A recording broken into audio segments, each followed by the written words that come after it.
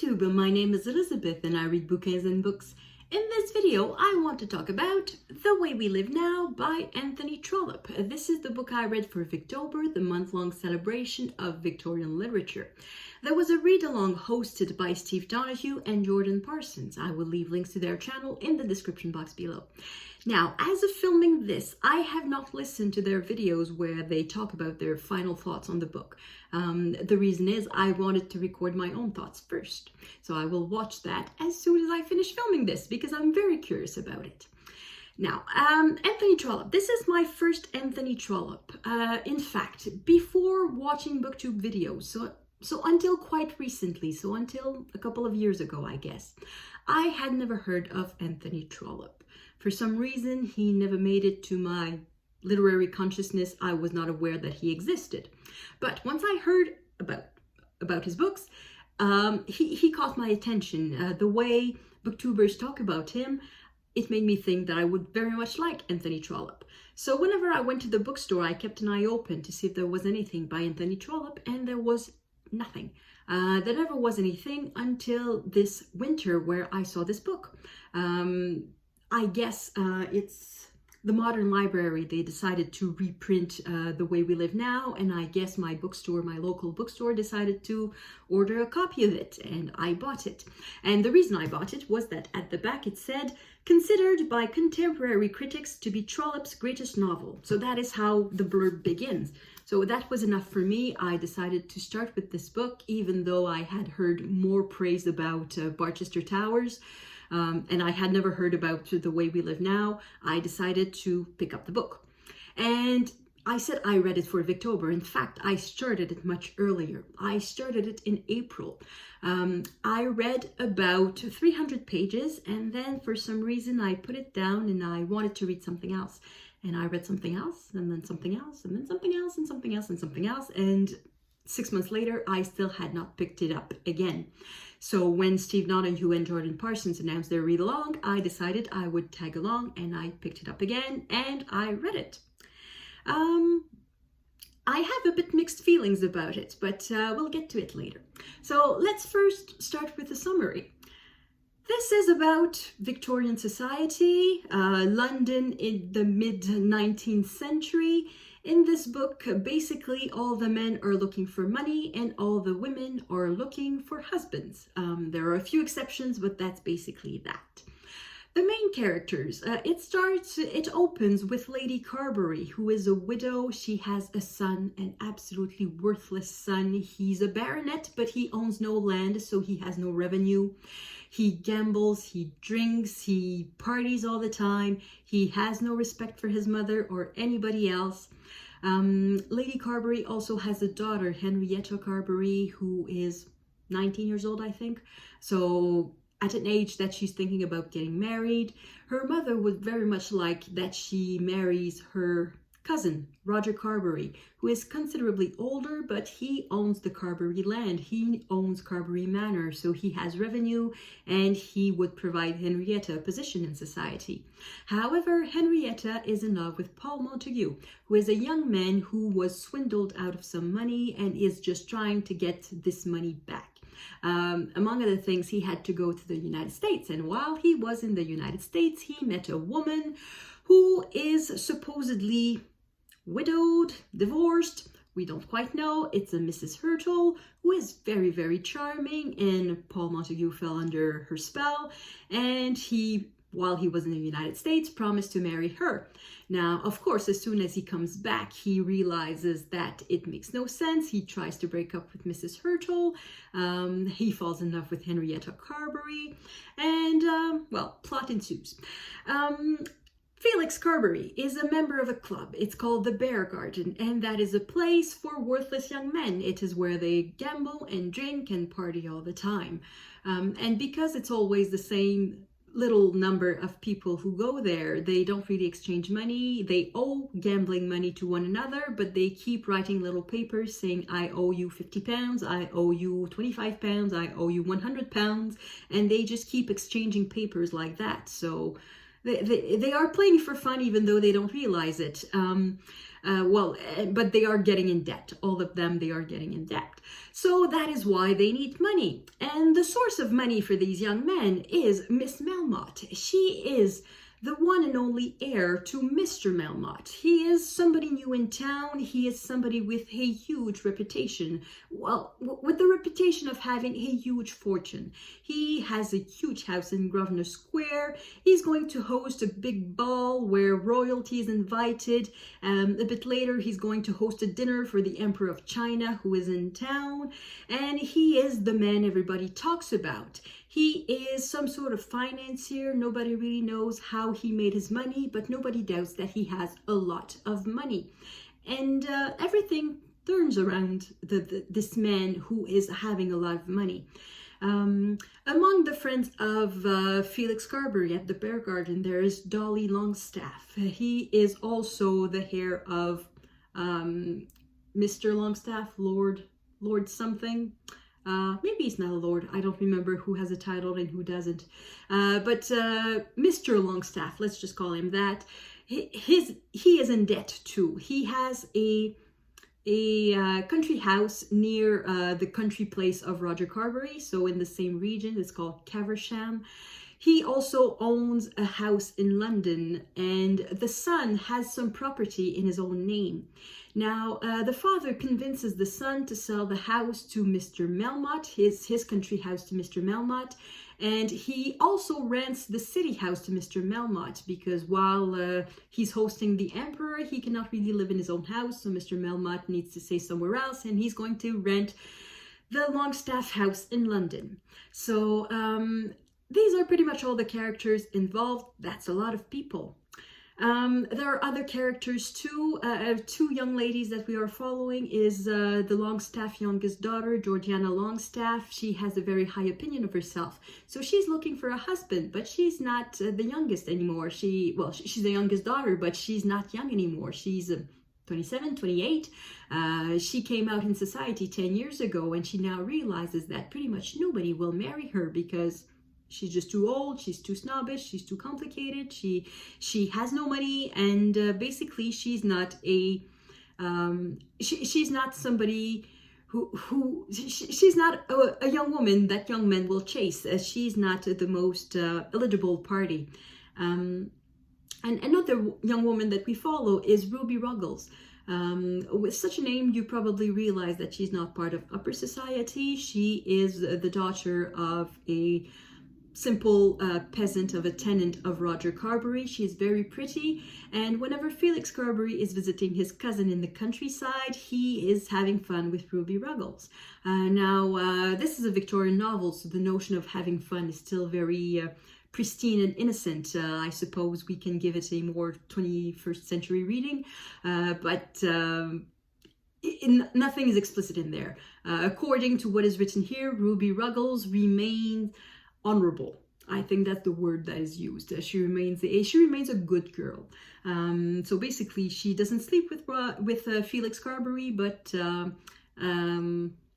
yeah. But anyway, so that's the basic storyline, if we can call it the basic storyline, because I would like to tell you who is the main character, but I can't. I don't know of all of these people who is the main character, because if there was one main character, we would find out that he does not appear, or she does not appear, for the overwhelming mass majority of the chapters. Each chapter is on a particular storyline of the multiple storylines in there: who's in love with whom, and who owes money to whom, and who's going to make money, who's going to lose money, and all of that. One chapter is about one character, or one storyline, I should say. And the storylines don't really mix. So I think that's one of the reasons why I put it aside in April, why after 300 pages, somehow I was not feeling compelled to read the rest. I'm going to change hand. It's getting heavy. It's really thick. So what was I saying?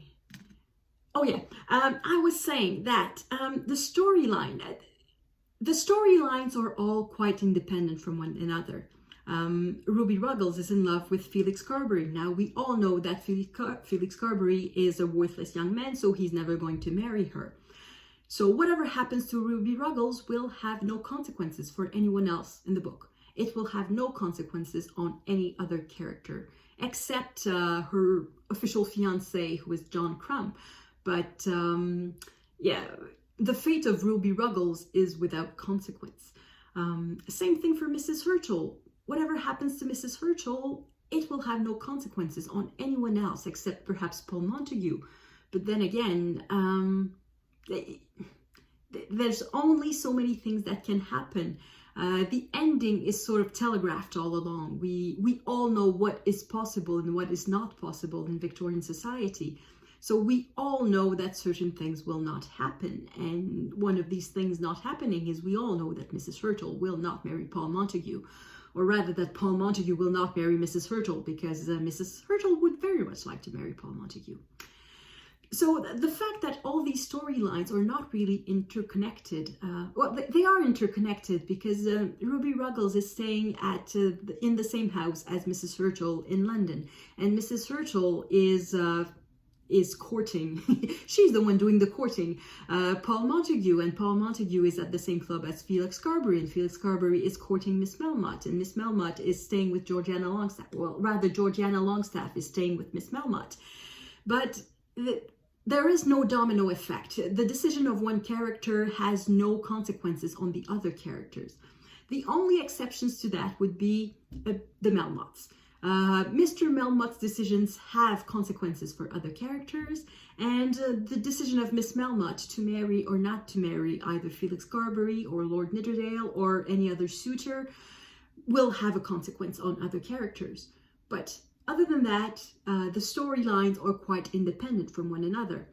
So that, for me, the consequence was that my favorite characters were often left aside for several chapters. I could be 100 pages without seeing Lady Carberry, who was my favorite character. And it was normal in a way. It happened to every character. They were put aside for dozens and dozens of pages, for 5, 6, 10 chapters, and then we would meet them again. And it was a bit scattered. Would that be the word? It's not the word. It's just all the characters were in their own little box. And that meant that towards the end, the wrap up of the book, it was not wrapped up with one big bow. It had to be wrapped up with several little boxes. There was a chapter where we know what happens to Georgiana Longstaff. There was a chapter where we learn what happens to Mrs. Hurtle, and then another chapter for Miss Melmotte, and then another chapter for Henrietta Carberry. And each character got his or her own little wrap up like that.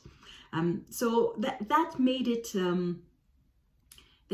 That meant for me that there was nothing pushing me or pulling me or compelling me to read the entire thing in one sitting. Not that I could have read it in one sitting, but there was nothing that made me want to. I could easily put it down and not pick it up for several days, and I wouldn't care.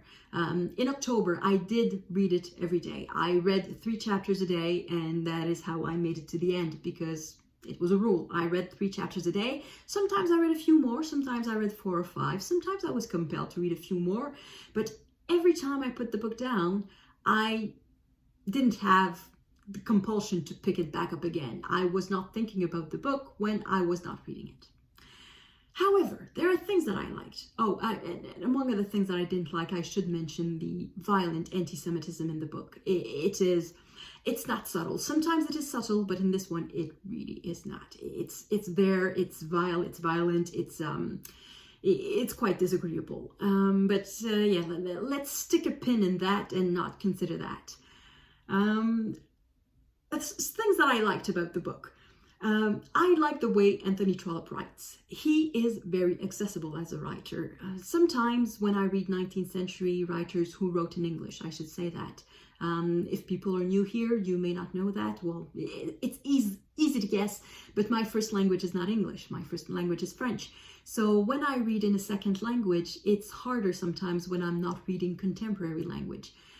So a book that was written 150 years ago could be difficult to read for me, but this one was not. It's really easy to read. It reads very well. And also there's a good balance between narration and dialogue, so we are not caught in pages after pages, page after page of solid block text. There are a lot of dialogues, and it's not like Victor Hugo when you sometimes are caught in a description that never ends. There's no such thing in this book. So I don't know if it's typical of Trollope, but that is something I like. That's one of the reasons why I know I will try something else by Trollope, even though I'm not necessarily completely head over heels with this book. Yeah, so that's my general thoughts about the book, is I like the characters. I like the characters. I like to hate them. They are despicable, they are not likable, but they are well constructed. They are interesting to follow. Oh yes, and the other thing I wanted to say is that at the moment, I'm not super warm about the book. But for some reason, I think that with time, my opinion of the book will improve. I mean that I will have a better opinion of the book. I think that while reading it, the storylines felt very separate from one another. But with time, I think they will mix up more in my mind. And because of that, I think I will think of this book more as one single story, as a multiplicity of stories that are somewhat interconnected. So I think with time, I will like this book more. I will certainly keep it because I'm pretty sure I will come back to it one day. I think it's very rereadable. I think some chapters stand out, and I particularly like Lady Carberry, and every time her books are talked about, I think that's very interesting. So these are my general thoughts about the book. Now, I would like to get into spoilers a little bit. So for those of you who have never read the book and don't want any spoilers, thank you very much for watching. I will see you in the next video. For the others, either who don't care about spoilers or who have read the book, I have a question for you. In chapter 89, we find again Lady Carberry busy writing a book, and she's writing a novel this time, because in the first chapter she had written some sort of nonfiction, Murderous Queens, or Criminal Queens that it was called, and now she's writing a novel that is called Wheel of Fortune. And she had received directions from her editor, and these were: don't let it end unhappily. Though people like it in a play, they hate it in a book. And my question is, do you think that the characters got a happy ending? Do you think The Way We Live Now ends with a happy ending? In a way, I think Trollope telegraphed his own ending, because from that point on, all the characters get somewhat of a happy ending, or at least as happy as it can be from this point. At that point, we know that Mr. Melmotte is dead, so I don't think he gets a happy ending, really. Committing suicide is not a happy ending in my book, so he doesn't get a happy ending. Miss Melmotte, she manages to not marry Sir Felix Carberry, so that is certainly a good thing. She came into her own. She's not so much the submissive little character that she was at the beginning of the book. She has a backbone now, though she is not necessarily the smartest. And I wonder, would she have been happier had she not followed Mr. Frisk to America?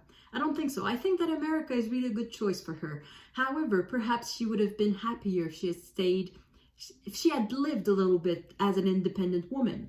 However, the book somewhat makes it clear that it's her choice to marry Mr. Fisker. She promised him that she would follow him, but that she would make a decision only at the end of whether she would marry him or not. So I guess she had a happy ending. Well, one obvious happy ending is Henrietta Carberry and Paul Montague. They do get one another and they get the money. However, for Roger Carberry, I think it's really sad. He's going to have a horrible life because he is in love with his cousin, with Henrietta Carberry, and it's not just cousinly love, it's not just fatherly love, it's lusty love, and I think he's going to have a hard time seeing the love of his life, leading a life with a man who is not bad. Paul Montague is not a bad person. But I think he's lacking in the backbone department, and I think he's not as good a man as Roger Carberry.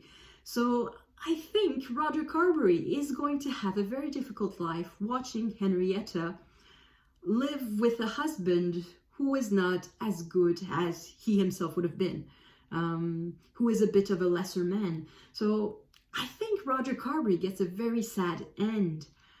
Lady Carberry, she gets a happy ending. She gets married, even though she was not looking for a husband at the beginning of the book. She is rid of her son Felix, so even though she doesn't realize it, I think it's the best that could happen for her, that he's being sent away and being put in a box in a way to make sure that he will not ruin her. However, her husband does not encourage her with her literary ambitions. He makes it quite clear that she should stop writing. And there are hints in there that her novel, Wheel of Fortune, is not as bad as her first book, that in fact it's not bad at all. So I wonder if that is really a happy ending.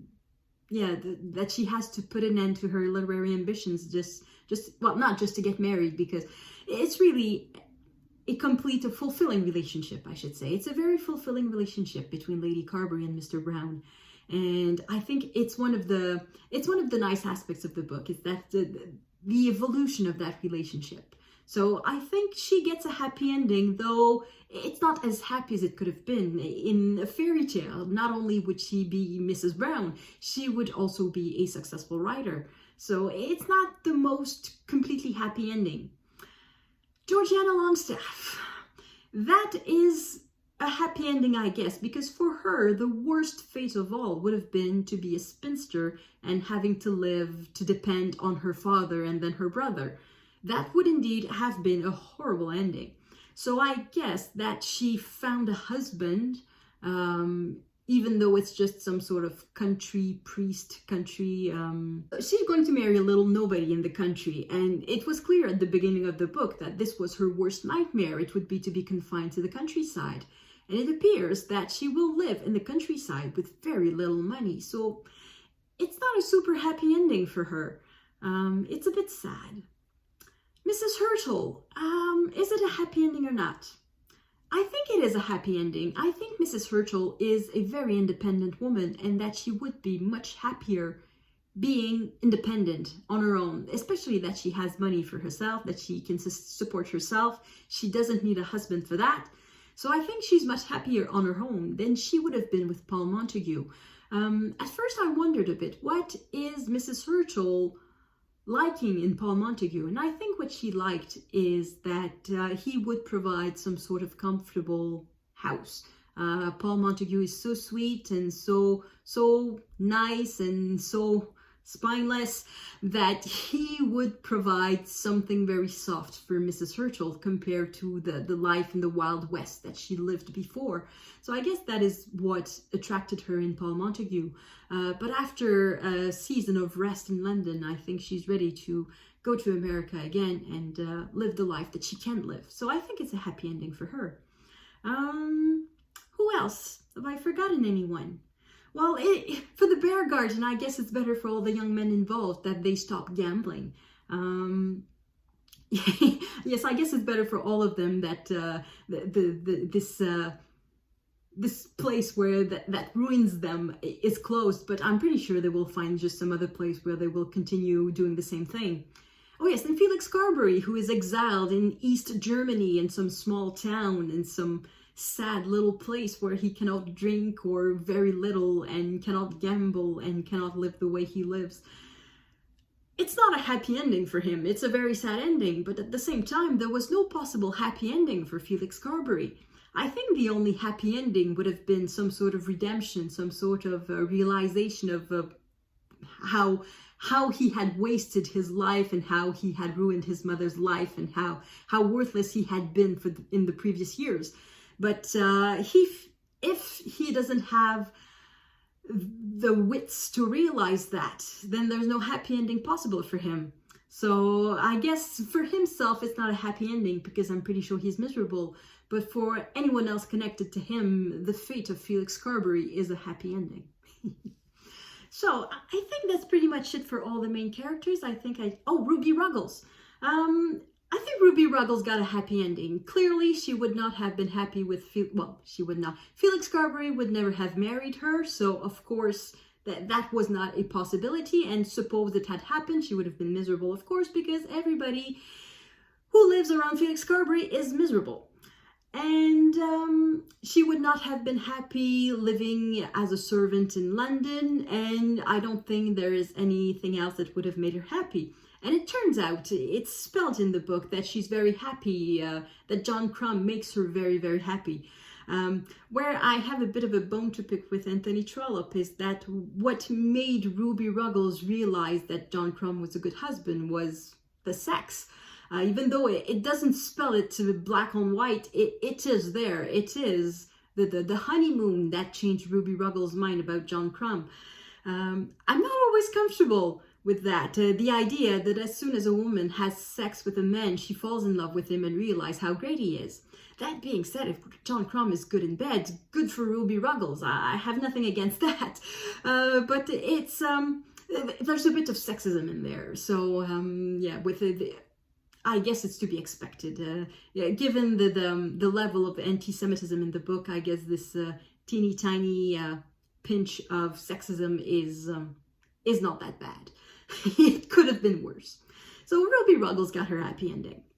So I guess pretty much everybody had their happy ending, or as happy as it could be from that point on in the book. So that's it for my thoughts about this book. Let me know in the comments, do you think the characters got a happy ending? Do you think it could have been happier? Do you think it could have been worse? Do you think it would have been more interesting if some of the characters had a terrible ending? Well, there's Mr. Melmotte, but other than Mr. Melmotte, if one of the ladies had turned out to be a prostitute, would it have been a better book? Yeah, let me know in the comment what you think about it. And thank you everyone for watching. I hope I will see you in the next video. À la prochaine!